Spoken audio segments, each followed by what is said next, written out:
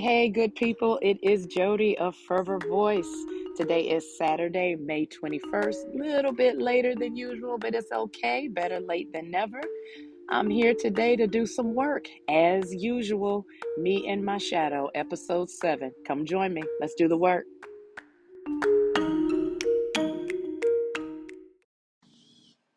All right, y'all. Me and My Shadow. First of all, what do I mean by me and my shadow? It is just like the physical shadow. In a sense, it gives a visual. So my shadow meaning that darker space that exists within that kind of has us doing things that we don't really benefit from, but it's something that's kind of tucked away and it just kind of comes out. Sometimes at times where we don't need it to, but it still does it. That's the shadow.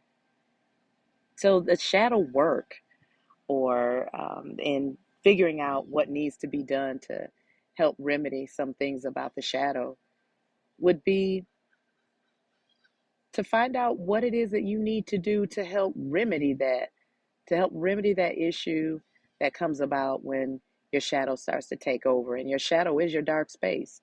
That's, in a phrase, what it is.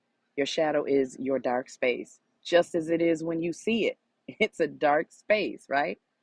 So let me just give you an example. So when I first started teaching, I was teaching at a school that was predominantly white.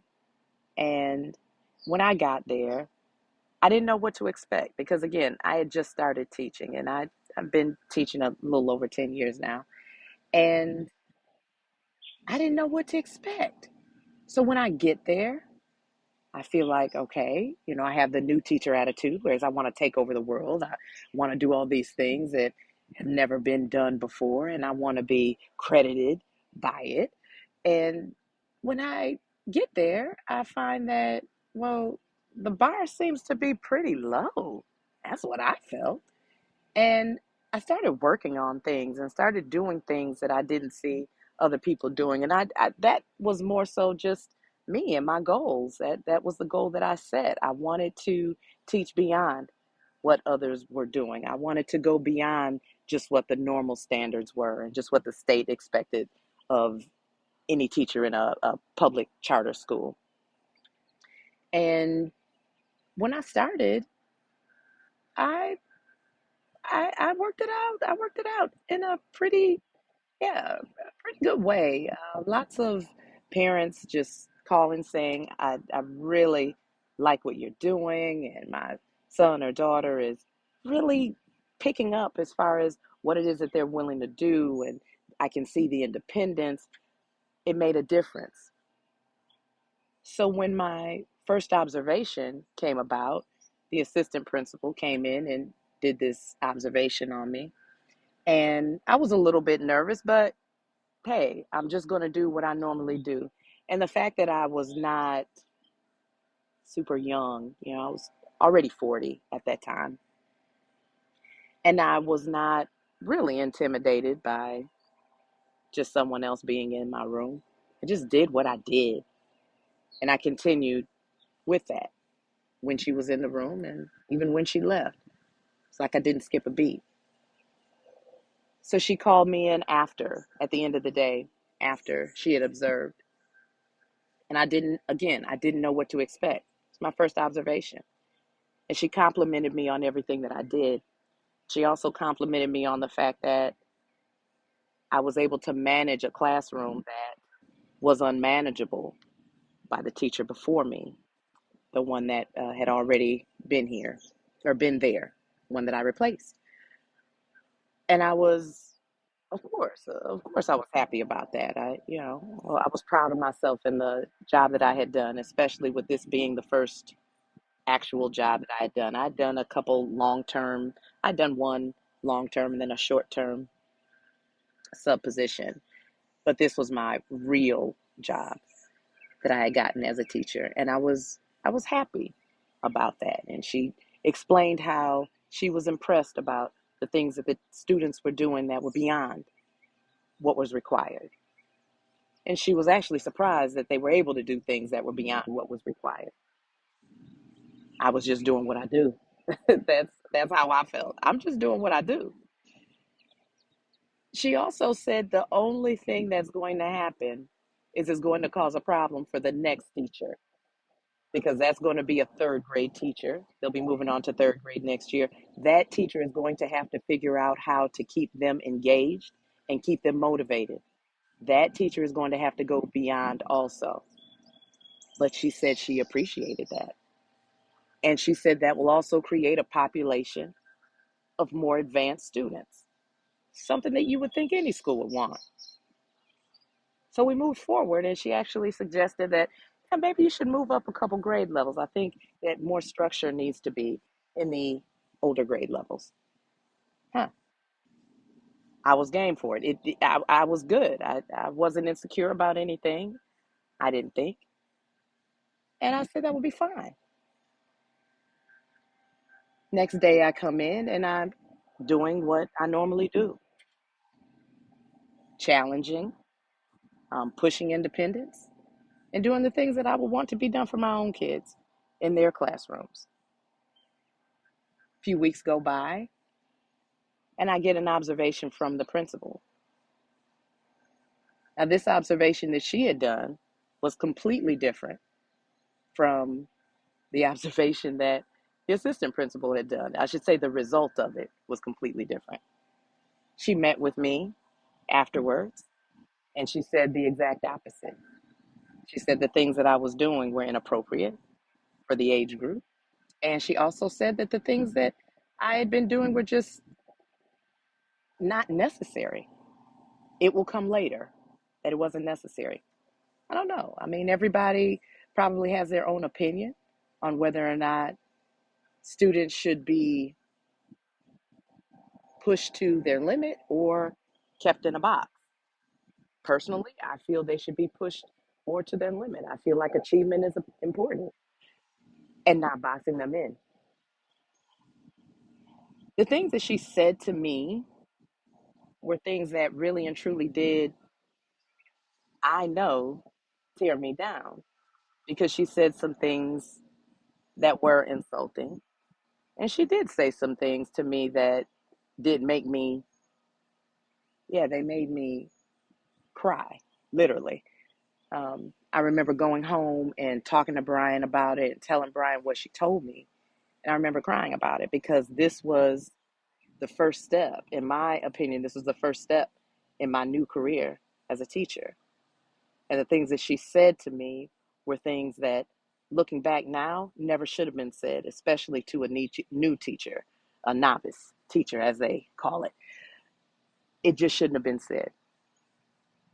But I didn't understand how to take it. And I took it as not appreciating who I was. I allowed her comments, her statements, the things that she said to me, I allowed them to seep down in me and just kind of sit with me. And they stayed with me until I left that school. There were other things that had happened in that school as well.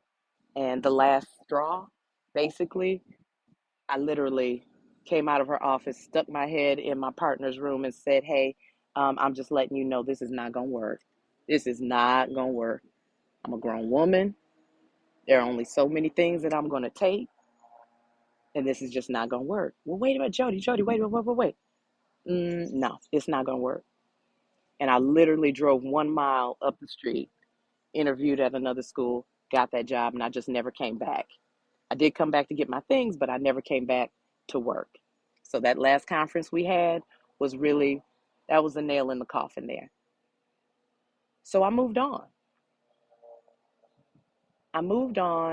But then that shadow stayed with me.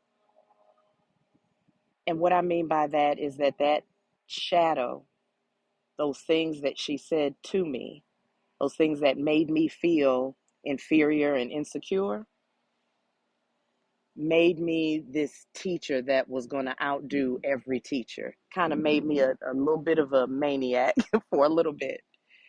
And I remember the first job that I got, that was my goal. My goal was to out teach, make sure that I did that much better, make sure that I worked that much harder. It wasn't about a personal goal, not really. It was making absolutely sure that no one could say that I wasn't doing an amazing job. That was what I was setting out to do. Make sure no one could say that I was not doing an amazing job because of this complex that I now had. That's a shadow. That's something that was following me. And that shadow did cause me to do some things early on in my career that didn't benefit other people. They just didn't. Um, Teaching beyond others, because I did stay at that next school that I went to for several years.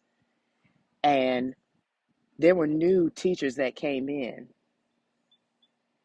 And instead of guiding those teachers, instead of helping those teachers, I was teaching circles around them.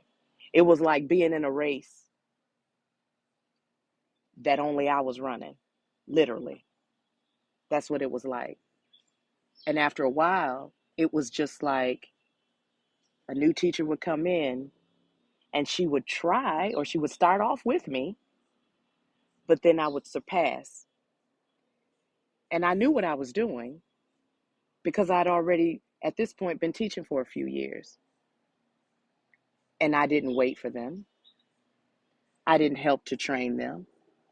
I just had more of a catch up, a catch me if you can kind of mindset. That tears people down.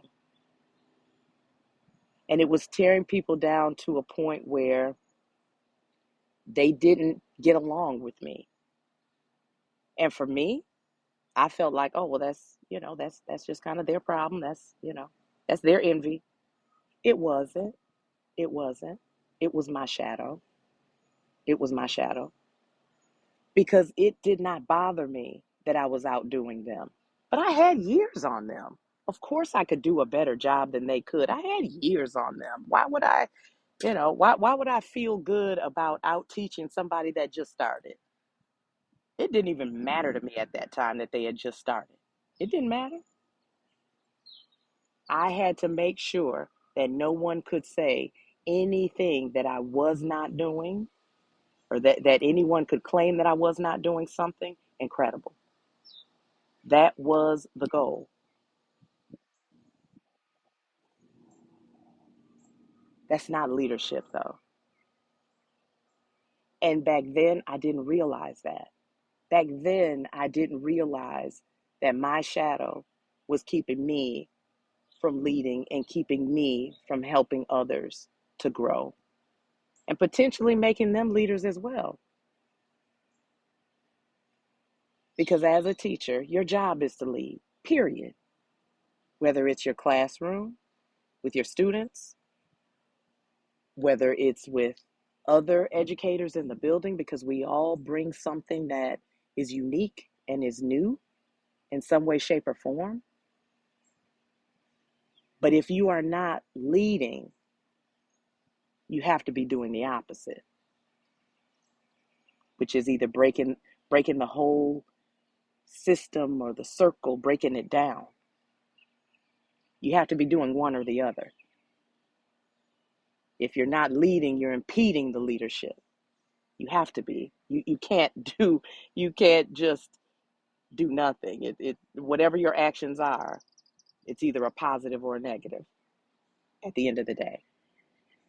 And even though I was doing some things that were advantageous, some things that were beneficial for the students. Even though I was doing those things, I was doing them on my own. It was like I was taking these different things that I was doing and holding them close to my chest and making sure that nobody else could claim it, because I had to make sure this is all mine. I can claim this. I can be the winner. I can do all this on my own.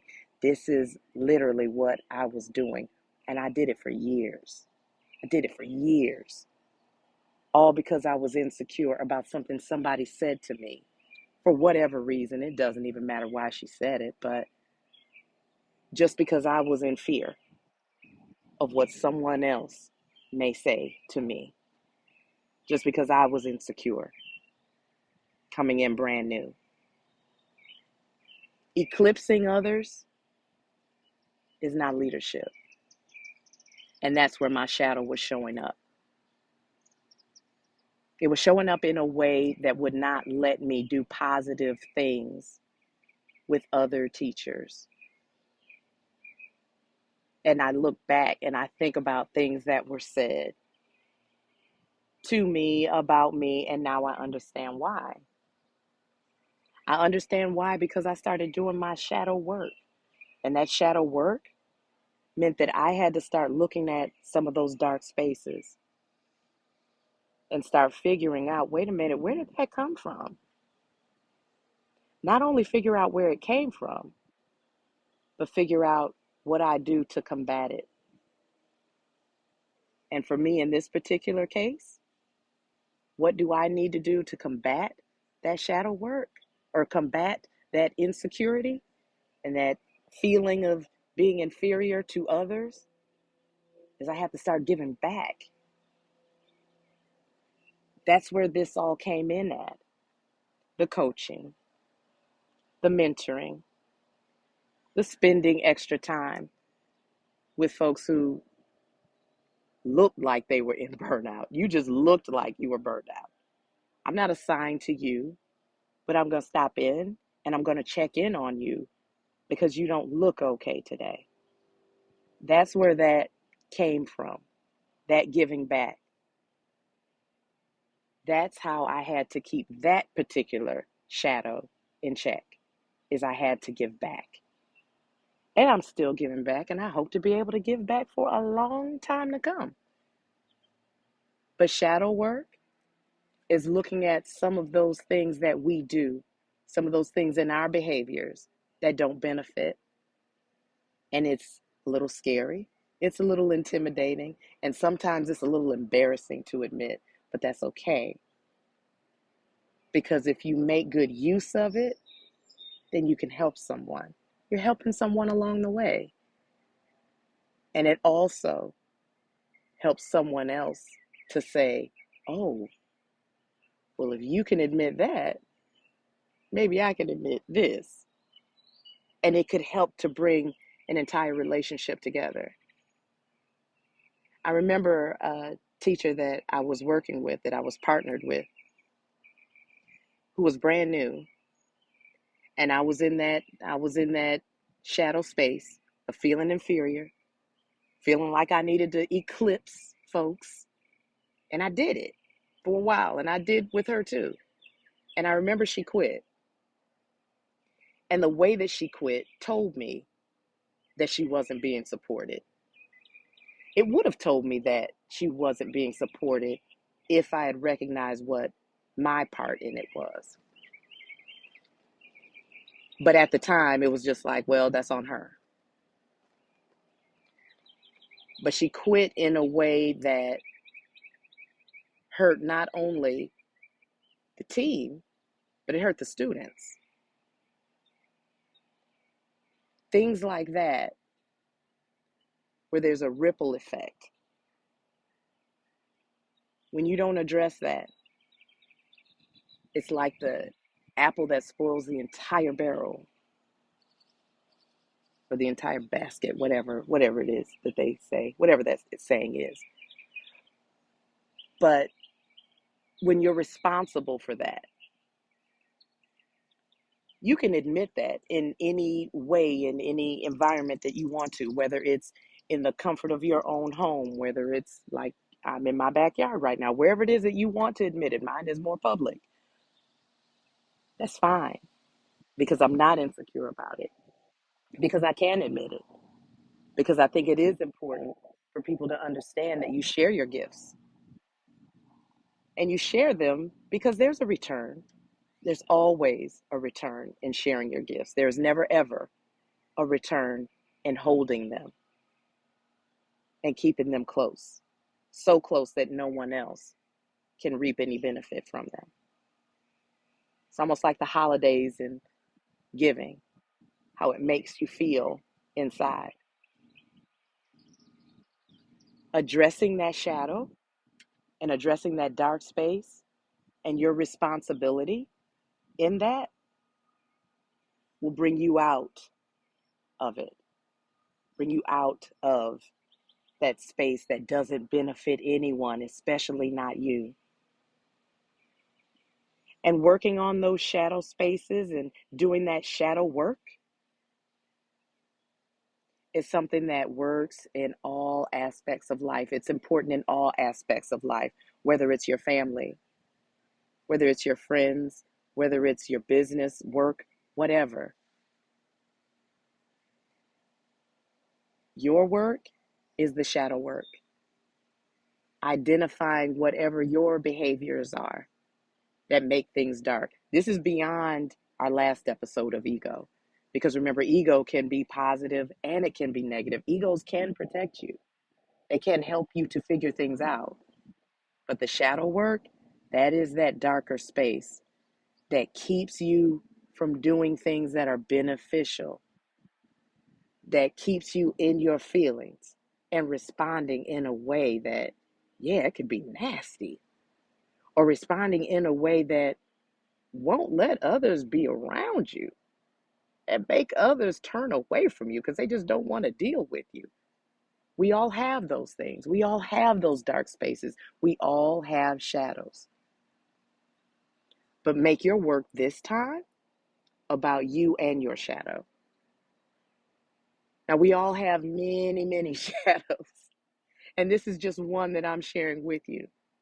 There's always a shadow that I'm working on because I know that I can always grow and always improve in some area, one way or another. This is just one that I am sharing.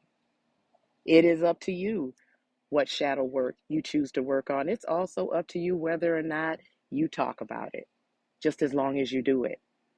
That's what's important. That is exactly what's important. So I leave with you today thoughts of your shadow work, whatever it is that you need to do to keep in check those dark spaces that come about and don't benefit anyone, and especially don't benefit you.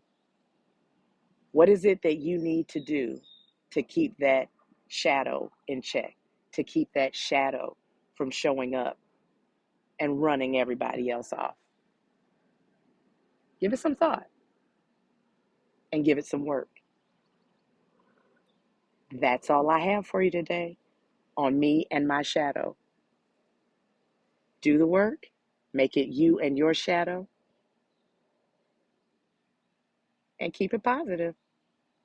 Keep it moving, and know that you and your shadow will always remain together. Yes, you will. It's just a matter of keeping that shadow in check. You can do it. Bye.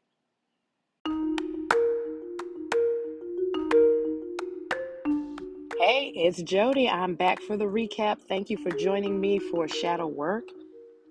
I'd like to close with saying your shadow work is important in all aspects of your life, as I had said before. And if you ignore it, and if you act as though it isn't there, or if you act as though it's something that you just don't want to worry about right now, trust and believe there are things that others are seeing that they are probably not saying. You want to be the first one to say it. Don't let anyone else say it first. Work on your shadows. It's a benefit. Thank me later. Bye.